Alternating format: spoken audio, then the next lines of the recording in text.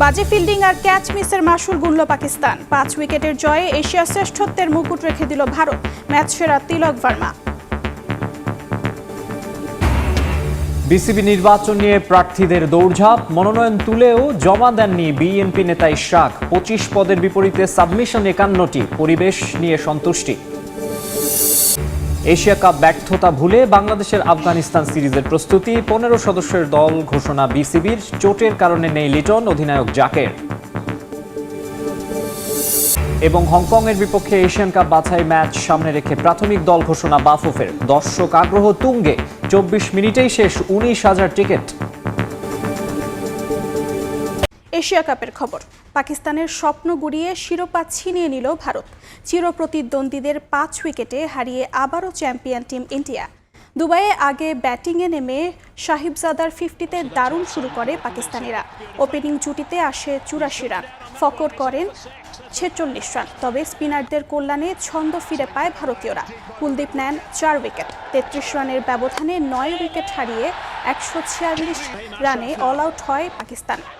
জবাব দিতে নেমে মেন ইন গ্রিন পেসারদের তোপে ২০ রানে ৩ উইকেট হারায় ইন্ডিয়া। তবে এরপর দলকে ম্যাচে ফেরান সঞ্জু ও তিলক। দলীয় ৭৭ রানে সঞ্জু প্যাভিলিয়নে ফিরলে শিরোপার স্বপ্ন দেখতে থাকে পাকিস্তান। কিন্তু তিলক ও শিবামের মারকুটে ব্যাটিংয়ের সব আশা ভেস্তে যায়। ক্যাচ মিস, বাজে ফিল্ডিং আর স্লগ ওভারের এলোমেলো বোলিংয়ের মাসুল গুনতে হয় পাকিস্তানিদের। শিবামের ব্যাটে আসে ৩৩ রান আর অপরাজিত ৬৯ রানের ইনিংসে ম্যাচ জিতেই মাঠ ছাড়েন তিলক। রেকর্ড ৯ম শিরোপা জয়ের আনন্দে মাতে মেন ইন ব্লু। এশিয়া কাপে ভরাডুবির রেশ না কাটতেই আফগানিস্তানের বিপক্ষে টি-২০ সিরিজের জন্য ১৫ সদস্যের দল ঘোষণা করেছে বাংলাদেশ ক্রিকেট বোর্ড। এই সিরিজে অধিনায়কের দায়িত্ব সামলাবেন জাকের আলী। কারণ চোটের কারণে দলে সুযোগ হয়নি নিয়মিত অধিনায়ক লিটন দাসের। চোট পেয়ে এশিয়া কাপে শেষ ২ ম্যাচে মাঠের বাইরে ছিলেন লিটন। পুনর্বাসন প্রক্রিয়ার মধ্যে থাকায় রশিদ খানদের বিপক্ষে পাওয়া যাচ্ছে না তাকে। এদিকে লিটনের পরিবর্তে দলে ফিরেছেন সৌম্য সরকার। শুধু একটি পরিবর্তনই রয়েছে বাংলাদেশের স্কোয়াডে। আগামী মাসে সংযুক্ত আরব আমিরাতের শারজাতে অনুষ্ঠিত হবে আফগানিস্তানের বিপক্ষে ৩ ম্যাচের টি-২০ সিরিজ।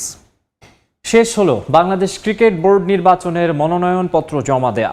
৩ ক্যাটাগরিতে ৬০টি মনোনয়নপত্র কেনা হলেও জমা পড়েছে ৫১টি। ক্যাটাগরি এ জেলা ও বিভাগ থেকে ১০ পদের বিপরীতে পড়েছে ১৮টি মনোনয়নপত্র।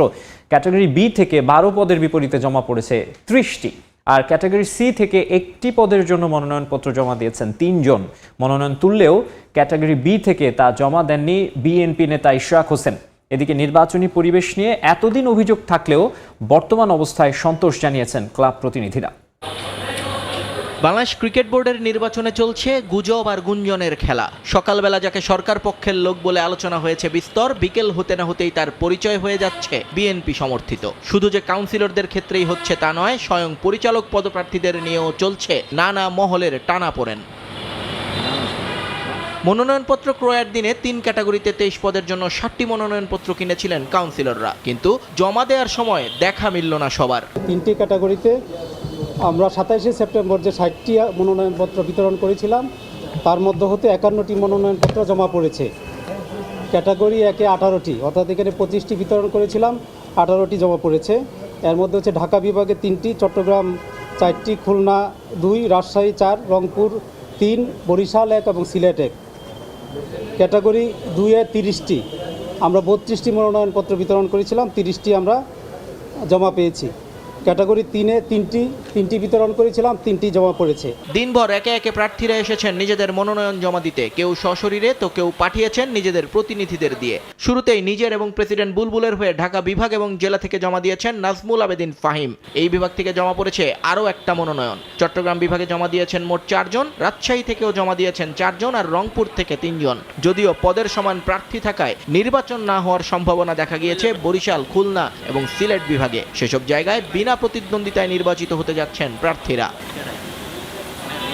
তবে নির্বাচনের মাধ্যমে হোক আর বিনা ভোটেই হোক, পরিচালক হতে পারলে ক্রিকেট নিয়ে নিজেদের স্বপ্নের কথা জানালেন প্রার্থীরা।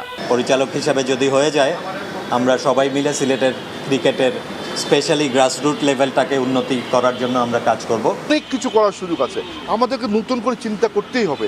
এই গতানুগতিক ধারায় আমরা যেইভাবে চলে এসেছি, এইভাবে কিন্তু আমরা সব সময় বলি আমাদের ইনফ্রাস্ট্রাকচারাল ডেভেলপমেন্ট হয়নি, আমরা কাঠামোগত উন্নয়ন করতে পারিনি, এই যে কথাগুলো বলি এগুলার মূলে কি আছে ওখানে আমাদেরকে যেতে হবে এবং নতুন করে চিন্তা করে ক্রিকেট বোর্ডটাকে নতুন করে সাজাতে হবে। এবারের নির্বাচনে সবচেয়ে বেশি টানাপোড়েন ক্লাব ক্যাটাগরি নিয়ে। অনেকেই যে যুদ্ধের পোশাকি নাম দিয়েছেন সরকার বনাম বিএনপি। তবে বিভিন্ন সময় ক্লাব প্রতিনিধিদের পক্ষ থেকে সরকারি হস্তক্ষেপের অভিযোগ করা হলেও মনোনয়ন জমার দিনে শান্তির পতাকা উড়ালেন মাসুদুজ্জামান এবং রফিক বাবু। যদিও ক্রিকেট পাড়ায় চলতে থাকা সমঝোতার গুঞ্জনটা উড়িয়ে দিলেন দুজনই।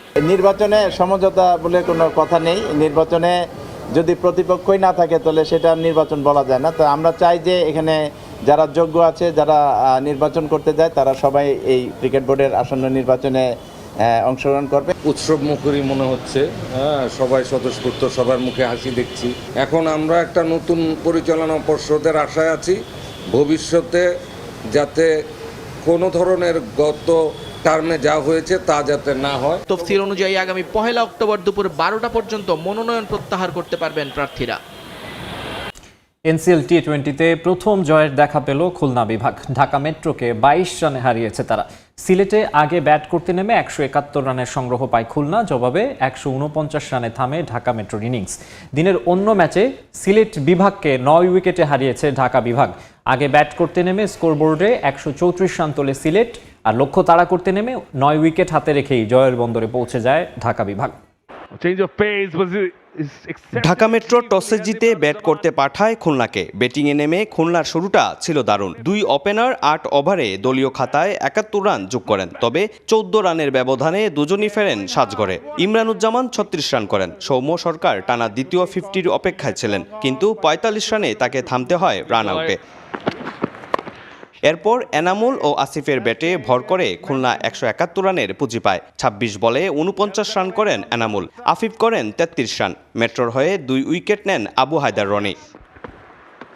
জবাব দিতে নেমে নাইম শেখ ও আনিসুল ইসলাম বাদে কেউই ভালো করতে পারেননি। নাইম দলের হয়ে সর্বোচ্চ 33 রান করেন, আনিসুল করেন 28 রান। বাকিরা কেউ 20-এর ঘর পেরোতে পারেননি। ঢাকা মেট্রোর ইনিংস গুটিয়ে যায় 159 রানে। 22 রানে জয় পায় খুলনা বিভাগ। ঢাকা মেট্রো পরপর 2 ম্যাচ হারল। খুলনার তৃতীয় ম্যাচে এটি প্রথম জয়। ম্যাচ সেরার পুরস্কার পেয়েছেন বিজয়।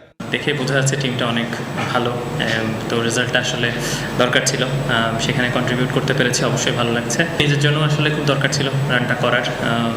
আমার মনে হচ্ছিল যে টিমকে 3 নম্বরে যেহেতু ব্যাটিং করছি, সেখানে আসলে ওই জায়গার ব্যাটসম্যান রেসপন্সিবিলিটি থাকে। এদিকে ঢাকা বিভাগের মুখোমুখি হয় সিলেট বিভাগ। সিলেটের দেয়া 135 রানের টার্গেট তারা করতে নেমে বেশ ভালো একটা ইনিংস উপহার দেন শিবলি, করেন 60 রান। পরে হাল ধরেন রাফসান ও আরিফুল। রাফসান 46 রান ও আরিফুল করেন 26 রান। 17 ওভারে 1 উইকেট হারিয়েই জয় নিশ্চিত করে ঢাকা বিভাগ। আমাদের টোটাল এসপি ক্যাম্পেরই অনেক এক্সপিরিয়েন্স আমার অনেক কাজে লাগছে। আমার ইভেন যতগুলো প্লেয়ার ছিল সবারই অনেক কাজে লাগছে। সবাই মোটামুটি ভালো শেপে আছে, তো ওটা অনেক হেল্প করছে। খুলনা উঠে এসেছে পয়েন্ট টেবিলের 4র্থ স্থানে। সমান পয়েন্টে রয়েছে ঢাকা বিভাগ, চট্টগ্রাম বিভাগ ও সিলেট বিভাগ। ঢাকা মেট্রো নেমে গেছে 6 নম্বরে। এশিয়া কাপ শেষ হতে না হতেই বাংলাদেশ আফগানিস্তান টি20 সিরিজের জন্য দল ঘোষণা করল বাংলাদেশ।